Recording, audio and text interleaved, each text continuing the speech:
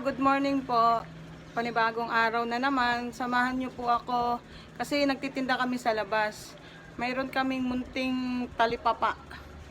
Samahan niyo po ako at ipakikita ko sa inyo kung ano-ano ang mga nahuhuli ng asawa namin sa Bukatot.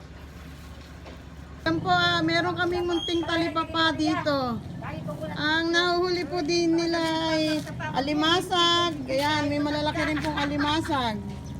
May kiluhan pa po kaming nakalagay dyan para alam ng mga taong hindi sila dinadaya sa kilo. Ayan po. May hipon. Suwahi po ang tawag dyan, suwahi. Ayan. Tapos may mga maliliit. Kwakit naman. Yan. May presyo para baka Yan po. Hipon na may sugpo. Tinitinda rin po yan at isang pirasong sugpo lang sinasama na sa huli. Ayan. May hipon ding malalaki.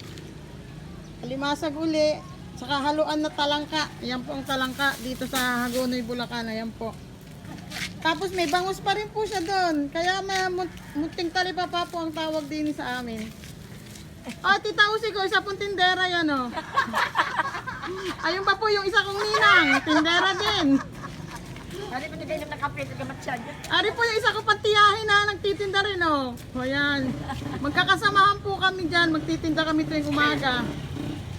Kaya munting talipapa po ang tawag namin din sa aming iskinita na to.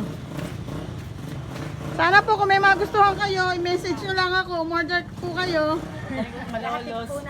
Ayan. May alimango din po, kaya lang nabili na. Nakuha na po yung mga alimango. Ayan, alimango. Ay, meron po palang isang maliit. Hindi marami. Ayan, Ayun pala. Ayan, marami. Malalaki pa palang alimango, ayan po. Oh. Ayan, nakikita alimango. Yan. Alam niyo po ba pagka sinuswerte, pag tatali lang ng alimango, nasisipit pa. Ayan po ang aming munting talipapa. Pang-araw-araw. Ayan mga kakok, sana po nagustuhan nyo yung pinakita ko sa inyong video. Ayan ang aming munting talipapa. Hanggang dito na lang po. Thank you. Please subscribe, Dada Official TV. Bye!